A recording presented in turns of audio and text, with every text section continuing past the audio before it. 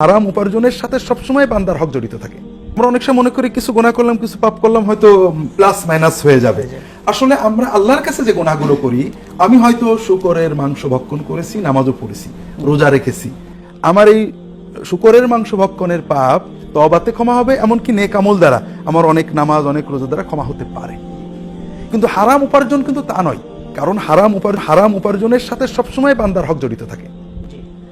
উপার্জনের সাথে আপনি জুলুম করেছেন, ঘুষ নিয়েছেন, সুদ নিয়েছেন, আপনি চাঁদাবাজি করেছেন, ওজনে কম দিয়েছেন, আমরা একটু পরে পারলে বলবো যে কোনো ধরনের ব্যবসায়ের প্রতারণা, এমনকি এক দেশের জিনিস আরেক দেশ বলে বেচেছেন, ইনগ্রেডিয়েন্টস পাল্টে দিয়েছেন, ভিতরে কি আছে, এই যে প্রতারণা, এর সাথে বান্দার হক জড়িত। এক্ষেত্রে আপনি শত ইবাদত করলেও আল্লাহর হুকুম অমান্য করার অপরাধ আল্লাহ মাফ করবেন, কিন্তু বান্দার ওজনের ওই পরিমাণ বুঝে না দিয়ে আল্লাহ মাফ করবেন না। এখানে আপনি যত দান করছেন আপনার গুনাহ গুনাহই থেকে যাচ্ছে, সবটা যার আপনি জুলুম করেছেন, ঘুষ নিয়েছেন, যাকে ফাঁকি দিয়েছেন, তা আপনি পাচ্ছেন না কিছু। এটা একটা বিষয় যে ইবাদত কবুল হয় না, এ বিষয়ে অনেক হাদিস আসছে। 3 নম্বর যেটা, যে এটাতে আপনার পরিবারের বরকত নষ্ট হয়ে যাবে, এটা বিভিন্ন হাদিসে আসছে। চতুর্থ হলো যে এর সাথে বান্দার হক থাকার কারণে দুনিয়াতে বিভিন্ন রকমের শাস্তি, গজবের কথা বিভিন্ন হাদিসে বলা হয়েছে। এগুলো সবই হারাম উপার্জনের ভয়াবহতা, এটা আমাদের সবারই বোঝা দরকার। অনেক সময় আমরা দুর্ভাগ্যজনক মনে করি যে বর্তমান সময়ে কিছুটা অনিয়ম না করলে চলা যায় না। আসলে এর জন্য সবাই আমরা দায়ী। একজন সৎ কর্মকর্তা তার সেই সততার জন্য কোনো পুরস্কার পান না, কিন্তু দুর্নীতিবাজ মানুষ এগিয়ে যান। আমরা তাদের জন্য সততাকে উৎসাহ দেওয়ার ব্যবস্থা করতে পারছি না। তারপরও আল্লাহর দিকে তাকিয়ে আল্লাহর ওয়াদা, মাইয়াত্তাকিল্লাহ ইয়াজআল মাখরাজান ওয়া ইয়ারযুকহু মিন হাইসু লা ইয়াহতাসিব, আল্লাহ কোরআনে ওয়াদা করেছেন, যদি কেউ আল্লাহকে ভয় করে, মুত্তাকওয়ার উপর থাকতে চায়, আল্লাহ তার ব্যবস্থা করবেন আর এমন ভাবে রিজিক দেবেন যে সে চিন্তাও করতে পারবে, ধারণাতেই তুচ্ছ থেকে।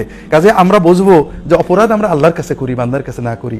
হারাম উপার্জন থেকে হালালে থাকার চেষ্টা করি, আল্লাহ তো ওয়াদা করেছেন বরকত দেবেন। হারাম থেকে বেঁচে থাকার তৌফিক আল্লাহ আমাদের দান করুন। আলহামদুলিল্লাহ স্যার, আপনি চমৎকার বলছিলেন। এই পর্যায়ে আপনার কাছে আমরা আরো একটু বিস্তারিত জানতে চাইবো যে হালাল উপার্জনের অনেক পদ্ধতি আছে, যেমন আছে ব্যবসা ক্ষেত্রে হারাম উপার্জন হতে পারে, তারপর কৃষি ক্ষেত্রে হতে পারে, তারপরে অন্যান্য বিভিন্ন যে কার্যক্রম মানুষ করে, কাজ করে উপার্জনের যত পদ্ধতি আছে সেগুলোতে হারাম হতে পারে।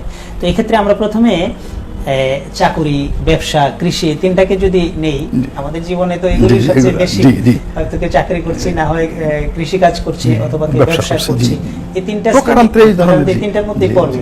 তো আমরা এগুলোর থেকে হালাল হারাম বাছাই করি। একটু কাইন্ডলি স্যার যদি বলতেন। আলহামদুলিল্লাহ, আসলে হালাল হারামের ক্ষেত্রে মূল নীতি হলো উপার্জনের জন্য ব্যবসা, শ্রম, চাকুরি, কৃষি সবই মূলত হালাল, শুধুমাত্র সুনির্ধারিত হারাম বিষয়গুলো ছাড়া। কাজেই হালাল অনেক, হারাম সীমিত।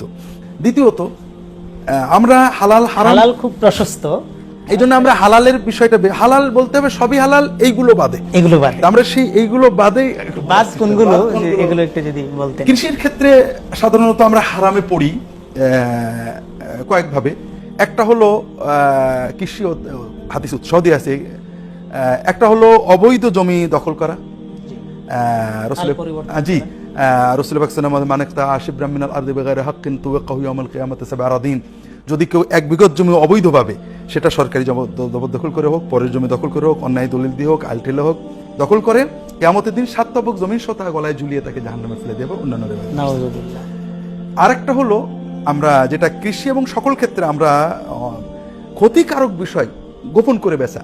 আমরা মাছে, পণ্যে, কৃষি পণ্যে অনেক সময় ক্ষতিকারক কেমিক্যাল ব্যবহার করছি, ফরমালিন দিচ্ছি, এটা কঠিন হারাম। দুর্ভাগ্য যে আমাদের কৃষকরা পরিশ্রম করে কঠিন হাড়ভাঙা পরিশ্রমের হালাল উপার্জন সামান্য লোভের জন্য কেমিক্যাল দিয়ে দিচ্ছেন, এবং মানুষকে এটা মান গাশশানা ফালাইসা মিন্না, যে তার পণ্যের ত্রুটিগুলো গোপন রেখে বিক্রি করবে, সে আমার উম্মতি নয়, অর্থাৎ যে প্রতারণা করলো, জি, সে আমার উম্মতের মধ্যেই না। এরপরে আরেকটা যেটা আমাদের বুঝতে হবে, যে কৃষি এবং ব্যবসা দুটো মিলিয়ে লা ইয়াহতাকিরু ইল্লা খাতি, অর্থাৎ মজুদ, যে কোনো পণ্যকে মজুদ করে দাম বাড়ানো।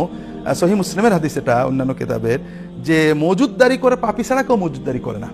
কাজেই স্বাভাবিক জমা করে রাখা অবৈধ নয়, কিন্তু এমন যদি হয় যে আমি জমা করে রেখেছি, ক্রাইসিস সৃষ্টি, এটা নিঃসন্দেহে হারাম, এবং এ ব্যাপারে অনেক হাদিস রয়েছে।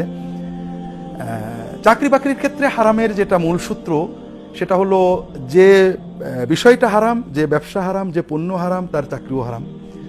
যেমন সুদের সাথে জড়িত চাকরি হারাম, মদের সাথে জড়িত চাকরি হারাম, এছাড়া বাকি চাকরি হারাম। তবে যেটা চাকরির ক্ষেত্রে আমরা যেটা করি, চুক্তিবদ্ধ কর্মে কম কর্ম করে বেতন নেওয়া। জি। চুক্তি অনুযায়ী পরিপূর্ণ কর্ম, অর্থাৎ কর্মকর্তা আমার সামনে দাঁড়িয়ে থাকলে, আমার সামনে ক্যামেরা রেখে দিলে যেটুক করতাম, ঠিক আমার সাধ্যমতো পরিপূর্ণ কর্ম আদায় করে দেওয়া আমার জন্য ফরজ দায়িত্ব। এই ক্ষেত্রে ফাঁকি দেওয়াটা হ্যাঁ, এটা আমার ওই ফাঁকির উপার্জনটুকু হারাম হয়ে হারাম যাবে। হবে, জি। এটা আমরা অকারণে করি, সামান্য ফাঁকি দিতে যে আমার কষ্টটার সাথে কিছু হারাম মিশিয়ে ফেলি, দুর্ভাগ্য। জি স্যার। আর সবচেয়ে বেশি হলো ব্যবসা বাণিজ্য অন্যান্য। কোরআন কারিমে কিছু হারাম, হাদিসে কিছু হারাম বিশেষভাবে বলা হয়েছে, সেটা আমাদের একটা হলো সুদ। সুদের সংজ্ঞা হলো অর্থ দিয়ে অর্থ বা একই পণ্য দিয়ে ওই পণ্য বেশি নেওয়া, সময়ের বিনিময়ে বা অন্য কোনো কারণে। আর আল্লাহ ব্যবসাকে হালাল করেছেন। ব্যবসা হলো পণ্য দিয়ে টাকা বা টাকা দিয়ে পণ্য। স্যার, সুদ বিষয়ক বিষয়টি আমরা আরেকদিন একটা স্বতন্ত্র প্রোগ্রামই করতে হবে, কারণ এই বিষয়টা এটা অত্যন্ত আমাদের জন্য খুবই গুরুত্বপূর্ণ। গুরুত্বপূর্ণ, জি। স্যার, সামাজিক বেদি হিসাবে আরেকটি ব্যাপার, যৌতুক নেওয়াটা, এটা কি হারামের পর্যায়ে পড়ে? যৌতুক তো মানে বিশ্বের সবচেয়ে নোংরা চাঁদাবাজি। ওয়ালা তাকুলু আমওয়ালাকুম বাইনাকুম বিল বাতিল ইল্লা আন তাকুনা তিজারাতান আন তারাদিম মিনকুম। জি। তোমরা পরস্পরে একে অপরের অবৈধভাবে টাকা কেড়ে নিও না, শুধুমাত্র ব্যবসা বাণিজ্য উভয়ের সম্মতি। সব অন্যের দ্রব্য জোর করে কেড়ে নেওয়া সকল ক্ষেত্রে হারাম। এক্ষেত্রে রাসূলুল্লাহ সাল্লাল্লাহু আলাইহি ওয়াসাল্লাম বিশেষ কিছু শ্রেণীর কথা বলেছেন, এটা এখানে বলতেই হবে। একটা হলো দুর্বল শ্রেণী, এতিমদের কথা আল্লাহ কোরআনে বারবার বলেছেন যে এতিমের সবার সম্পদ নেওয়াই হারাম, কিন্তু দুর্বলের ক্ষেত্রে কোরআনে এবং হাদিসে বিশেষ গুরুত্ব দেওয়া হয়েছে।